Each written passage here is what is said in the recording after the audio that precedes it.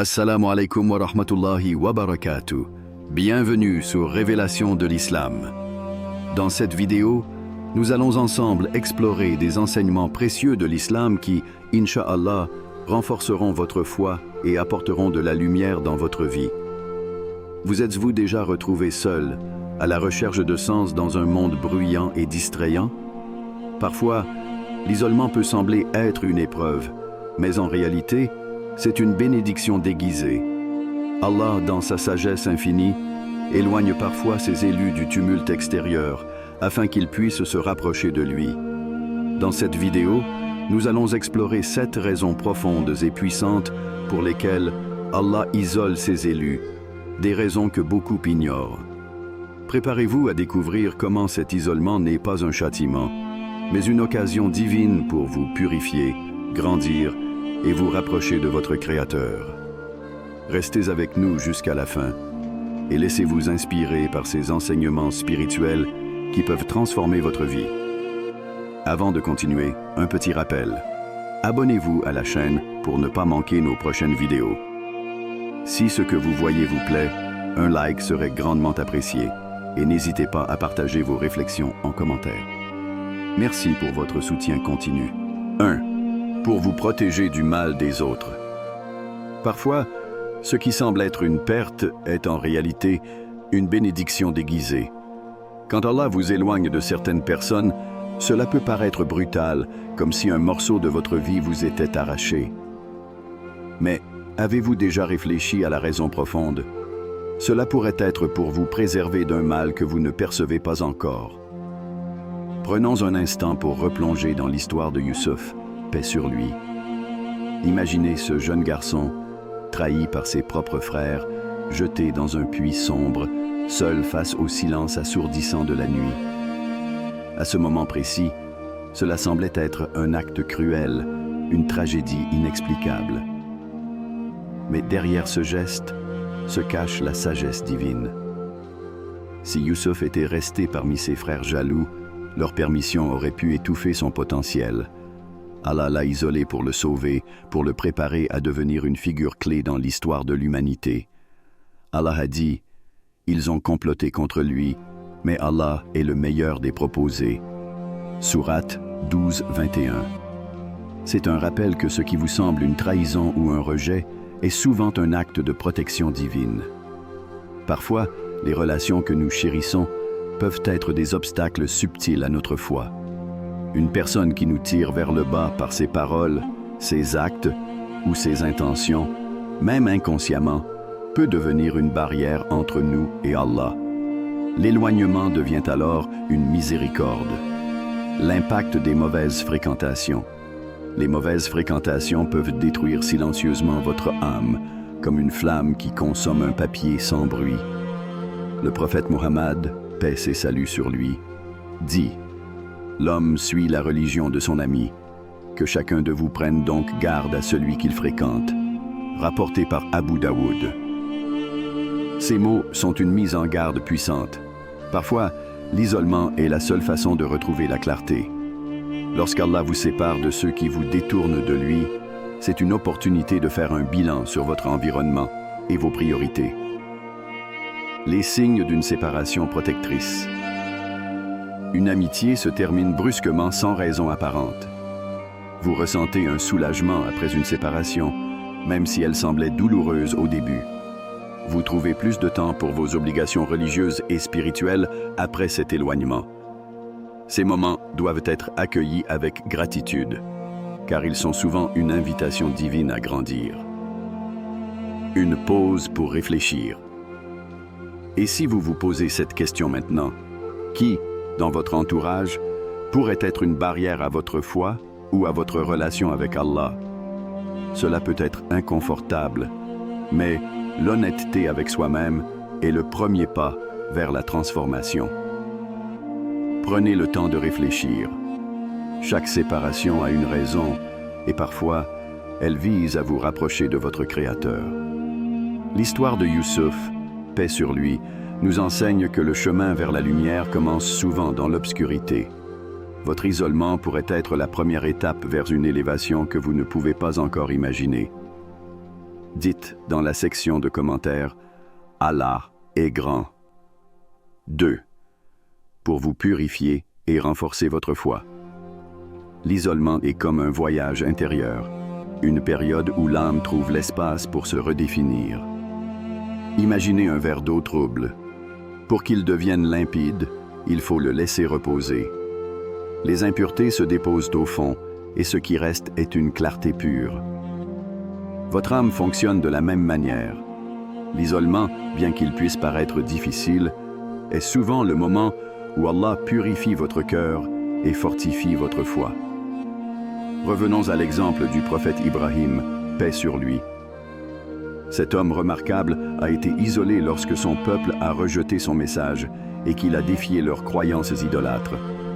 Lorsqu'il a été jeté dans le feu par ses propres compatriotes, cela aurait pu être la fin. Mais au cœur de cet isolement, Allah l'a sauvé miraculeusement, transformant les flammes en fraîcheur et en sécurité. Ce moment a prouvé que l'isolement n'est pas un abandon, mais une protection divine et une étape vers une foi inébranlable. Allah a dit « Et sachez qu'Allah purifie ceux qui croient et anéantit les mécréants. » Sourate 3, 41. La purification de l'âme. L'isolement est une opportunité rare de se libérer des distractions et des influences extérieures. À travers la solitude, votre cœur peut se débarrasser des impuretés spirituelles, l'orgueil, l'attachement au monde, ou même les influences négatives des autres.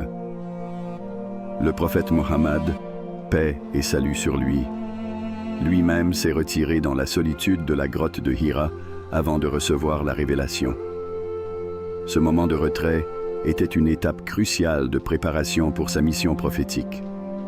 Si même les prophètes ont eu besoin de solitude pour se purifier et renforcer leur lien avec Allah, qu'en est-il de nous? Les bienfaits de l'isolement pour la foi. Reconnecter avec Allah. L'absence de distraction vous permet de vous concentrer sur vos prières, vos invocations et votre relation avec le Créateur. Réfléchir sur soi-même. L'isolement vous pousse à faire un bilan honnête de votre cœur et de vos intentions. Renforcer la patience. Être seul exige de la patience et de l'endurance, des qualités essentielles pour grandir spirituellement. Les dangers des distractions. Mais attention, la solitude peut aussi être un piège si elle est mal utilisée. Beaucoup cherchent à fuir l'inconfort de l'isolement en se noyant dans des distractions temporaires. Les réseaux sociaux, les divertissements futiles ou même des pensées négatives. Ces distractions ne font qu'ajouter de la poussière au verre d'eau, rendant la purification impossible. Une question pour ton âme. Et vous, comment utilisez-vous vos moments de solitude? Les transformez-vous en occasion de purification et de rapprochement avec Allah, ou les remplissez-vous avec des distractions qui érodent votre foi? Prenez un instant pour réfléchir. L'isolement n'est pas une punition, mais une opportunité de renouvellement. Tout comme Ibrahim, paix sur lui, a émergé plus fort des flammes, vous pouvez aussi sortir de votre solitude avec une foi plus pure et plus solide. 3. Pour vous préparer à une mission supérieure. Chaque grande transformation commence par une étape de préparation. L'isolement, bien qu'inconfortable, est souvent un moment où Allah vous façonne, vous arme spirituellement et émotionnellement pour une mission que vous ne pouvez pas encore voir. Ce n'est pas une pause, mais une phase de renforcement, comme un athlète qui s'entraîne dans l'ombre avant de monter sur le podium. Le prophète Mohammed, paix et salut sur lui, est l'exemple parfait de cette vérité. Avant de devenir le messager de l'humanité, il s'isole dans la grotte de Hira, loin des bruits et des distractions de la Mecque. Là, dans le silence, il méditait, cherchait des réponses et se préparait sans le savoir à recevoir la révélation la plus transformatrice de l'histoire. C'est dans cette solitude qu'il a entendu les premiers mots divins. « Lis au nom de ton Seigneur qui a créé. » Sourate 96.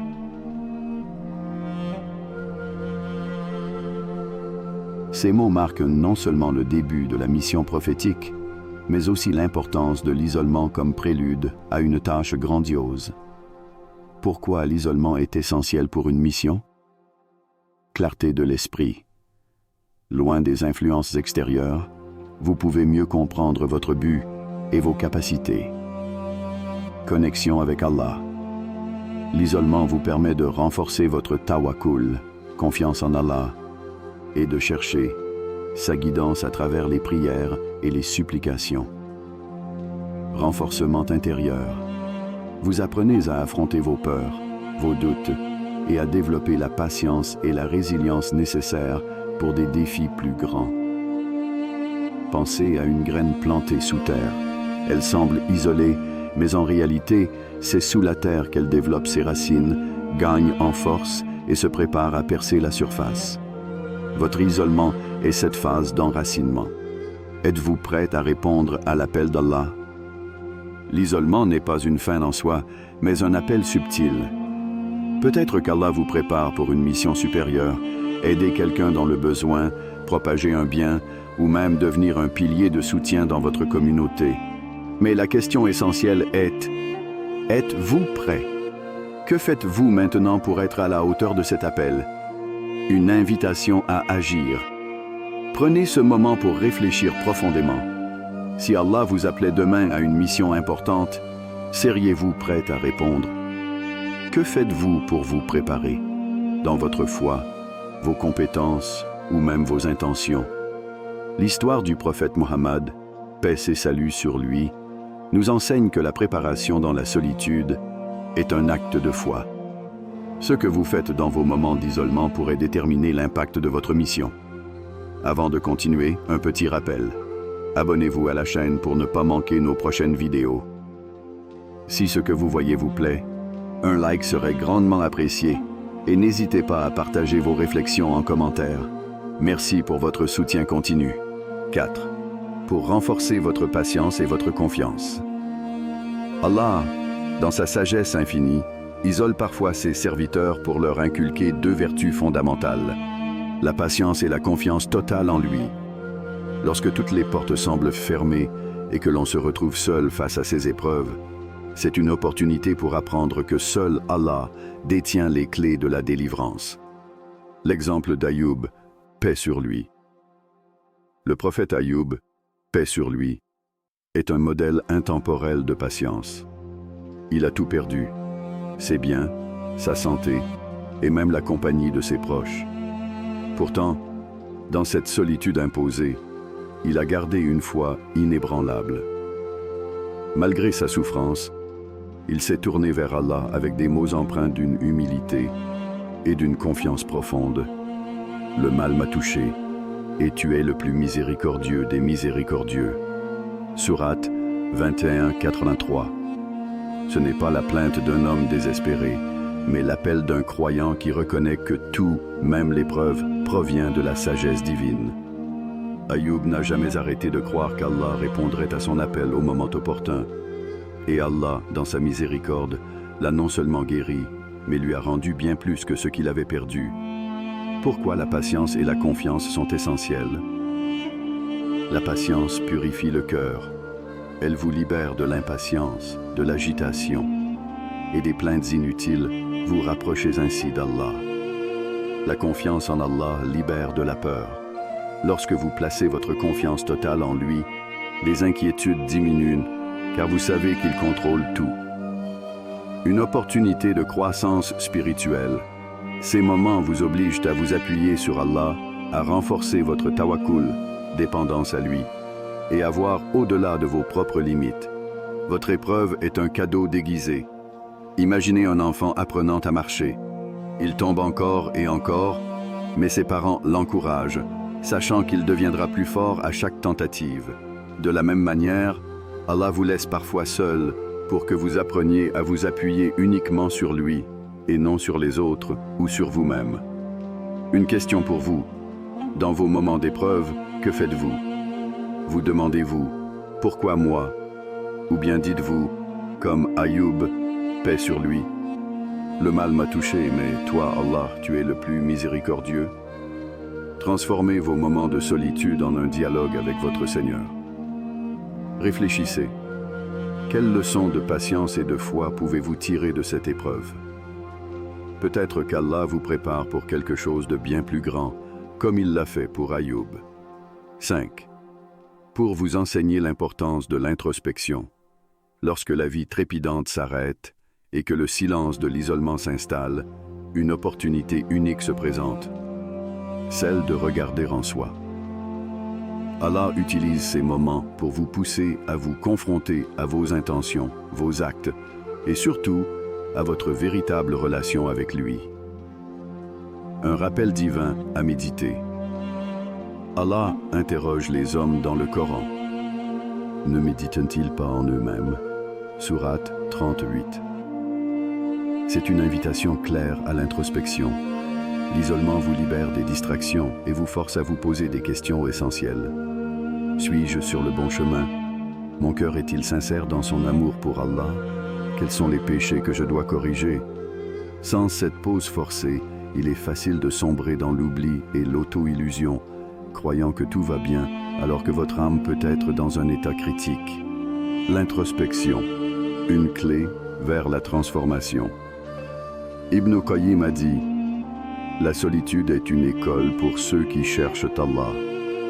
L'introspection dans l'isolement permet de découvrir vos intentions profondes. Êtes-vous motivé par la satisfaction d'Allah ou par des désirs égoïstes? Reconnaître vos péchés. C'est dans le calme que l'on entend les murmures de sa conscience, révélant les actions que vous devez corriger. Renforcez votre foi. En vous connaissant mieux, vous réalisez vos faiblesses et votre besoin de vous rapprocher d'Allah. L'exemple de Yunus, paix sur lui. Le prophète Yunus, paix sur lui, a connu une introspection profonde lorsqu'il s'est retrouvé seul dans le ventre de la baleine. Coupé du monde, plongé dans les ténèbres, il a réalisé ses erreurs et s'est tourné vers Allah en disant: « Il n'y a de divinité qu'Allah, gloire à toi. J'ai été parmi les injustes. » Sourate 21-97. Son isolement a été le début de sa rédemption et de son retour à sa mission prophétique. La solitude comme bénédiction cachée. L'isolement peut sembler une punition, mais il est souvent une miséricorde déguisée.